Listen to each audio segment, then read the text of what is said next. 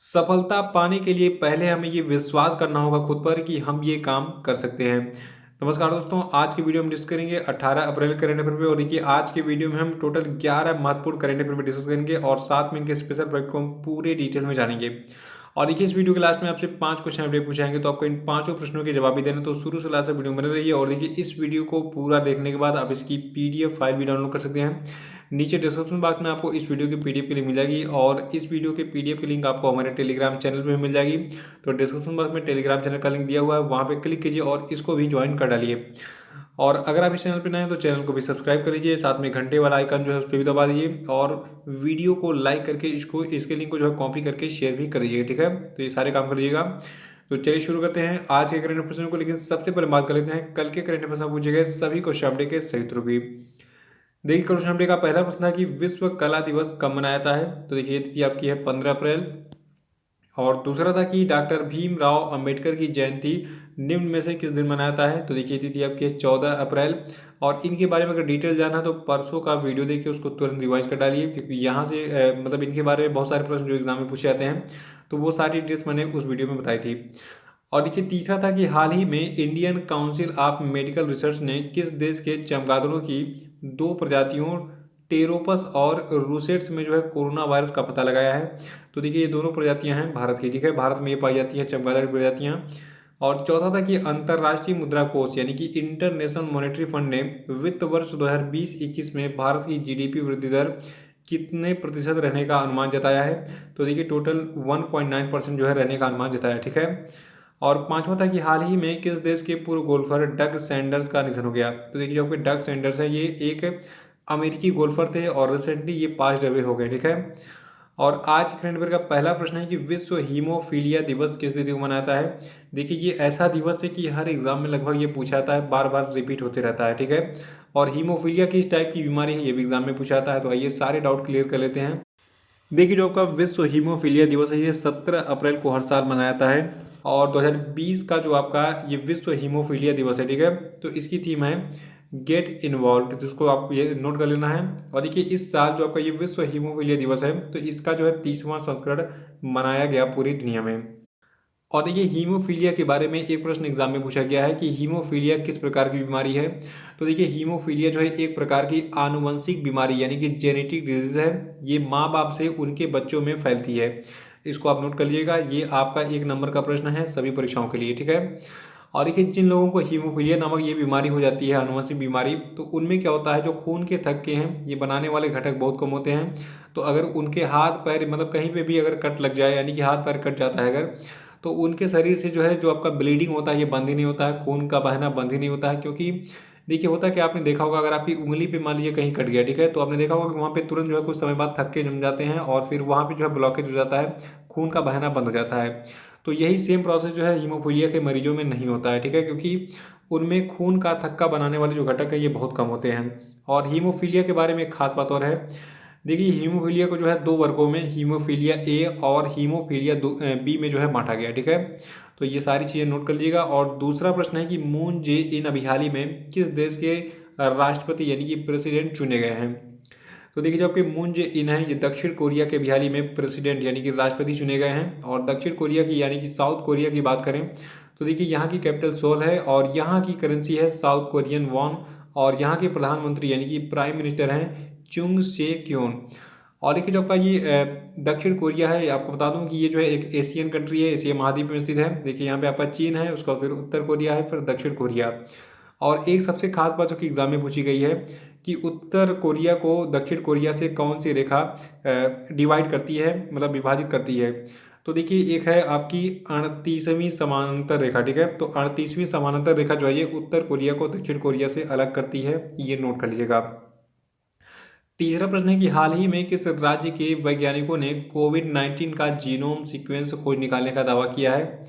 तो देखिए, ये राज्य आपका है गुजरात और गुजरात में स्थित है आपका गुजरात बायोटेक्नोलॉजी रिसर्च सेंटर। ठीक है, तो यहीं के जो साइंटिस्ट यानी कि वैज्ञानिक हैं, इन्होंने कोरोना वायरस के पूरे जीनोम का जो है सीक्वेंस किया है, यानी कि जीन सीक्वेंसिंग की है। और देखिए, जो आपका ये GBRC यानी कि गुजरात बायोटेक्नोलॉजिकल रिसर्च सेंटर है, तो इसके जो निदेशक है इनका नाम है चैतन्य जोशी। इन्होंने अभी हाल ही में अपने स्टेटमेंट में बताया है कि जो आपका कोरोना वायरस है तो इसमें 1 माह में यानी कि 1 महीने में 2 बार परिवर्तन देखे गए हैं और ये तेज़ी से बदलता रहता है अपने जीन सीक्वेंस को, लेकिन ये बेहद मामूली होता है। तो ये सारी इन्फॉर्मेशन आपको याद रखनी है। और देखिए आज आपको बताना है कि गुजरात के मुख्यमंत्री का क्या नाम है और गुजरात के राज्यपाल का क्या नाम है, ये दोनों चीज़ बताइए। देखिए हिंट आपको दे देते हैं हम। देखिए गुजरात के जो मुख्यमंत्री हैं इनका नाम वी से स्टार्ट होता है, तो इनका नाम तुरंत कमेंट बॉक्स में बताइए। और गुजरात की राजधानी क्या है ये भी आपको बताना है, ठीक है। ये 3 चीज़ें कमेंट बॉक्स में बताएंगे आप। चौथा प्रश्न है कि कृषि मंत्रालय ने अच्छे मानसून की उम्मीदों के बल पर फसल वर्ष 2020-21 में देश में खाद्यान्नों का जो कुल उत्पादन है ये 63.5 लाख टन बढ़ाकर कितने करोड़ टन करने का लक्ष्य रखा है। तो देखिए ये लक्ष्य अब बढ़ाकर कर दिया गया है 29.83 करोड़ टन।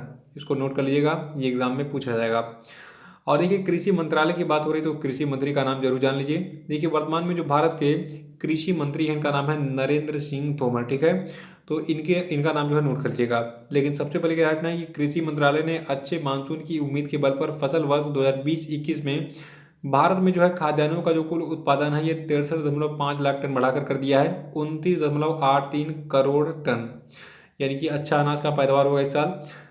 और देखिए पांचवा प्रश्न है कि भारतीय क्रिकेट टीम के किस खिलाड़ी को दुबई स्थित क्रिकेट अकादमी क्रिक किंगडम का ब्रांड दूत हाल ही में अपॉइंट किया गया है। तो देखिए ये क्रिकेटर आपके हैं रोहित शर्मा। देखिए जैसे हम आपको ऑनलाइन पढ़ा रहे हैं वैसे अब रोहित शर्मा आपको जो है क्रिकेट खेलना सिखाएंगे ऑनलाइन, ठीक है, इस क्रिक किंगडम संस्था से जुड़कर।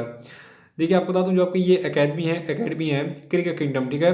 तो ये जो है वैश्विक महामारी कोविड-19 का प्रकोप खत्म होने या फिर कम होने के पश्चात जो है अपने ऑनलाइन प्लेटफॉर्म के माध्यम से कोचिंग सुविधा प्रदान करेगी। और ये अकादमी 4 वर्गों में जो है क्रिकेट की कोचिंग प्रदान करती है। और इसमें जो है 5 से 8 वर्ष, 8 से 13 वर्ष, 13 वर्ष से अधिक और क्लब एवं एलीट स्टार के क्रिकेटर जो है इसमें शामिल होंगे, ठीक है। तो ये चीज़ जो है आप नोट करिएगा।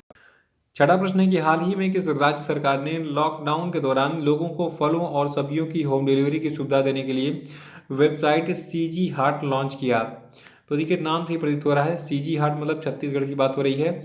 तो जो आपका ये सीजी हाट वेबसाइट है इसको छत्तीसगढ़ की सरकार ने अभी हाल ही में लॉन्च किया है। और देखिए इस वेबसाइट से यानी कि इस सीजी हाट वेबसाइट को जो है छत्तीसगढ़ सरकार की एजेंसी चिप्स के द्वारा डिजाइन एवं विकसित किया गया है। तो ये चीज नोट कर लीजिएगा। और देखिए छत्तीसगढ़ के बारे में 3 चीज़ें नोट कर लीजिएगा। छत्तीसगढ़ का जो गठन है ये हुआ था 1 नवंबर सन 2000 में। और छत्तीसगढ़ के जो राज्यपाल इनका नाम है अनुसुईया उइके और यहाँ के मुख्यमंत्री हैं भूपेश बघेल जी। सातवां प्रश्न है कि हाल ही में भारत छोड़ो आंदोलन का हिस्सा रहे किस स्वतंत्रता सेनानी का जो है निधन हो गया। तो देखिए ये स्वतंत्रता सेनानी आपके थे R.V. बुस्कुटे, नाम थोड़ा सा मस्त लग रहा है इनका बुस्कुटे, ठीक है। तो R.V. बुस्कुटे जो है ये एक फ्रीडम फाइटर यानी कि स्वतंत्रता सेनानी थे और इन्होंने पार्टिसिपेट किया था भारत छोड़ो आंदोलन में, इसको हम कहते हैं अंग्रेजी में क्विट इंडिया मूवमेंट। और देखिए जो आपका ये भारत छोड़ो आंदोलन है ये आपका हुआ था 8 अगस्त 1942 को। और देखिए जो कि R.V. बुस्कुटे हैं इनका जन्म हुआ था महाराष्ट्र में और महाराष्ट्र के रायगढ़ जिले में भिवानी में इनका निधन भी हो गया, ठीक है। आठवां प्रश्न है कि हाल ही में किसे credit rating agency care ratings का नया प्रबंध निदेशक और मुख्य कार्यकारी अधिकारी बनाया गया है।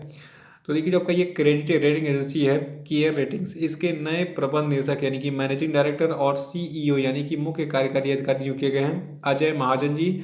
और इन्होंने इस पद पर स्थान लिया है राजेश मोकाशी का, ठीक है। और देखिए जो आपका ये केयर रेटिंग है इसकी स्थापना 1993 में की गई थी और इसका जो मुख्यालय आपका स्थित है महाराष्ट्र के मुंबई में। नवा प्रश्न है कि रिजर्व बैंक ऑफ इंडिया के गवर्नर शक्तिकांत दास ने नकदी प्रवाह बनाए रखने के लिए हाल ही में रिवर्स रेपो रेट में कितने फीसदी कटौती करने की घोषणा की है। तो देखिए अभी हाल ही में जो आपका रिवर्स रेपो रेट है इसमें कटौती की गई है 0.2% की, ठीक है। और इस कटौती के बाद जो आपका रिवर्स रेपो रेट है ये अब हो गया है 3.75%, इसको नोट कर लीजिएगा। और इस पेज का स्क्रीनशॉट लीजिए, ये आरबीआई के नए रेट्स हैं। और ये सारी चीज़ एग्जाम में पूछी जाती हैं, कोई भी एग्जाम हो, बैंकिंग के एग्जाम में तो खास तौर से पूछा जाता है, ठीक है। और हल्के मत दीजिएगा, बैंकिंग के साथ साथ ये सारे एग्जाम में पूछे जाते हैं कि वर्तमान में रेपो रेट क्या है, रिवर्स रेपो रेट क्या है, या फिर एमएसएफ रेट क्या है, बैंक रेट क्या है, सीआरआर कितना है, एसएलआर कितना है। तो ये देखिए ये रिजर्व बैंक ऑफ इंडिया की जो ऑफिशियल वेबसाइट है वहाँ से मैंने डाटा लिया है और ये डाटा आपको नोट कर लेना, ठीक है। और इसको आपको एक बार फिर से बता भी देता हूँ। देखिए वर्तमान में रेपो रेट कितना 4.40% और रिवर्स रेपो रेट है 3.75% और मार्जिनल स्टैंडिंग फैसिलिटी रेट यानी कि MSF रेट है 4.65%।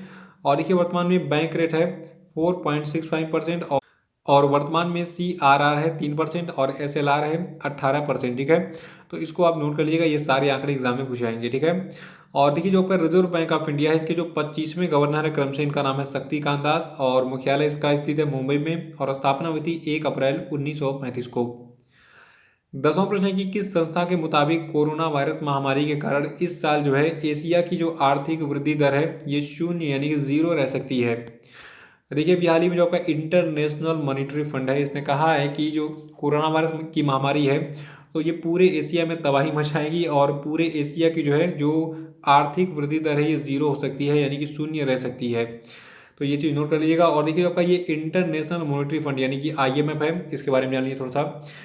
देखिए इसकी स्थापना हुई थी 27 दिसंबर 1945 को। हेडक्वार्टर स्थित है अमेरिका के वाशिंगटन DC में और इसके वर्तमान में जो मैनेजिंग डायरेक्टर इनका नाम है क्रिस्टलिना जॉर्जीवा और वर्तमान में इंटरनेशनल मॉनेटरी फंड की जो चीफ इकोनॉमिस्ट है इनका नाम है गीता गोपीनाथ और ये नाम अब तक मुझे लगता है कि बहुत सारे एग्जाम में पूछा चुका है। ठीक है, तो याद रखना है कि जो आपका इंटरनेशनल मॉनेटरी फंड है इसकी मुख्य अर्थशास्त्री यानी कि चीफ इकोनॉमिस्ट हैं गीता गोपीनाथ।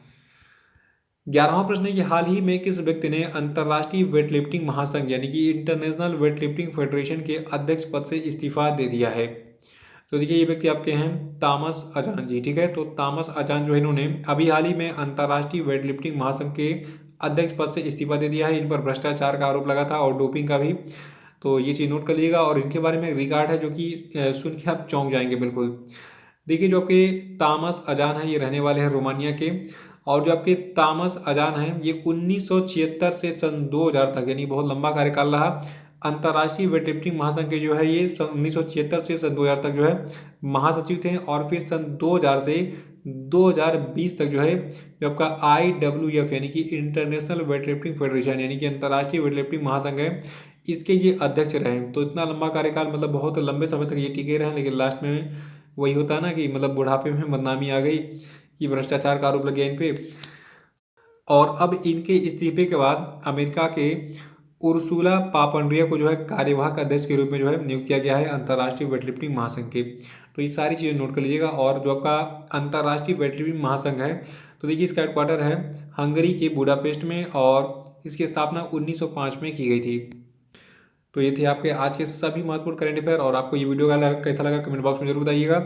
तो अब बात कर लेते हैं हम आज के सभी क्वेश्चन अपडेट पे। देखिए आज के क्वेश्चन अपडेट का पहला प्रश्न आपके लिए है कि हिमाचल दिवस जो है किस तिथि को मनाया था, इसका आंसर बताइए।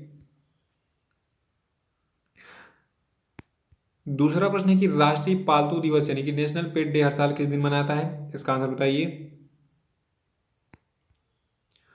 और तीसरा है कि हाल ही में किस देश के महिला क्रिकेट टीम ने पूरे विश्व में कोरोना वायरस और लॉकडाउन संकट के बीच 2021 में होने वाले विश्व कप के लिए क्वालिफाई कर लिया है, जल्दी से बताइए इसका आंसर क्या होगा। और देखिए इस न्यूज़ को थोड़ा सा मैंने कल के वीडियो में डिटेल बताया था, कुछ और भी चीज़ें थी तो कल का वीडियो देख के उसको रिवाइज कर डालिएगा। चौथा प्रश्न आपके लिए कि हाल ही में किस संस्था ने कोविड-19 संक्रमित रोगियों से नमूने प्राप्त करने के लिए कोवसैक कियोस्क का विकास किया है, इसका आंसर बताइए। और पांचवा प्रश्न है कि हाल ही में किस देश में आयोजित होने वाला यूनेस्को का विश्व धरोहर समिति का 44वां सत्र जो है स्थगित कर दिया गया, इसका उत्तर बताइए। तो इसी प्रश्न के साथ आज का करंट अफेयर समाप्त होता है। कल फिर मिलेंगे कल के करंट अफेयर के साथ। वीडियो को लाइक करके इसको शेयर कर दीजिएगा और जो लोग नए हैं वो चैनल को सब्सक्राइब कर लेंगे ताकि मेरे अगले वीडियो का नोटिफिकेशन आपको ऑटोमेटिक और सबसे पहले मिल जाए। और देखिए नीचे डिस्क्रिप्शन बॉक्स में हमारे सोशल मीडिया की सभी लिंक मिल जाएगी, तो वहाँ पे क्लिक कीजिए और इन सबको ज्वाइन कर लीजिए। तो इसी के साथ बहुत बहुत धन्यवाद। Thank you and have a nice day.